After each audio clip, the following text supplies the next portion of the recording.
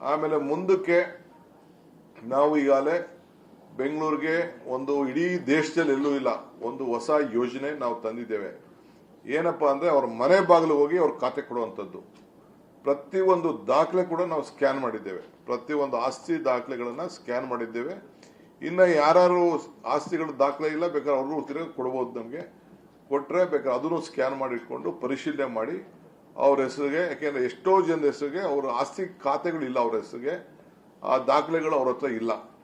So ನಾವೇ ಅದನ್ನ ಪ್ರತಿ ಮನೆಗೂ ಕೂಡ ಮುಂದಕ್ಕೆ ಎಲ್ಲ ಶಾಸಕರ ಹತ್ರ ಮಾತಾಡಿ ಒಂದೊಂದು ಏರಿಯಾಲಿ ಒಂದೊಂದು ಕಾರ್ಯಕ್ರಮ ಮಾಡಿ ನಾವು ಖಾತಾ ಅವ್ರ ಮನೆ ಬಾಗಿಲಿಗೆ, ಸರ್ಕಾರನೇ ಮನೆ ಬಾಗಿಲಿಗೆ ಫ್ರೀಯಾಗೆ ವಿತೌಟ್ ಎನಿ ಫೀಸ್ ಅವ್ರ ಮನೆ ಬಾಗಿಲಿಗೆ ಖಾತಾ ಕೊಡ್ಲಿಕ್ಕೆ ಈಗಾಗಲೇ ನಾವು ಸರ್ಕಾರ ತೀರ್ಮಾನ ಮಾಡಿದೆ.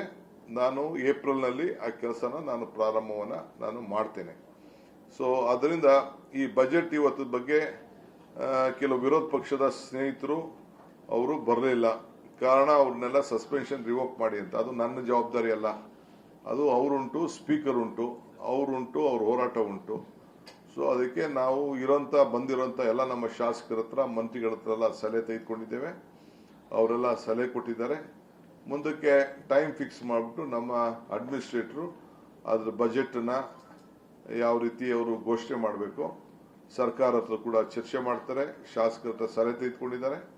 ಅವರು ಅದನ್ನು ಎಷ್ಟು ಗಾತ್ರದ ಬಜೆಟ್ ಅನ್ನ ಮಾಡಲಿಕ್ಕೆ ಸಾಧ್ಯ, ನಾನು ಪ್ರಾಕ್ಟಿಕಲ್ ಆಗಿ ಎಷ್ಟು ಮಾಡ್ಲಿಕ್ಕೆ ಸಾಧ್ಯ ಅಂತೇಳಿ ಅಷ್ಟು ಮಾತ್ರ ತಿಳಿಸಿದ್ದೇನೆ. ನಮಗೆ ಲಾಸ್ಟ್ ಟೈಮು ನಾವೆಲ್ಲ ನಮಗೆ TDR ಇಂದ, FIR ಇಂದ ಹಣ ಬರ್ತಿತ್ತು, ಆಮೇಲೆ ಇದರಿಂದ ನಮ್ಮ ಅಡ್ವರ್ಟೈಸ್ಮೆಂಟ್ ಇಂದ ಹಣ ಬರ್ತಿದ್ದು ಅಂತ ನಾವೆಲ್ಲ ಲೆಕ್ಕಾಚಾರ ಹಾಕೊಂಡಿದ್ದು.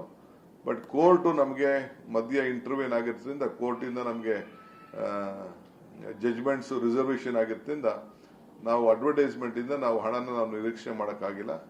ಹಿಂಗೆ 2-3 ರಂಗದಲ್ಲಿ ಮಧ್ಯ ಕೋರ್ಟ್ ನಮಗೆ ಮಧ್ಯ ಪ್ರವೇಶ ಮಾಡೋದ್ರಿಂದ ನಾವು ಬಹಳ ಜಾಗೃತರಾಗಿ ನಾವು ಬಜೆಟ್ ಅನ್ನ ನಾವು ಪ್ರೆಸೆಂಟ್ ಮಾಡಬೇಕಾಗುತ್ತೆ.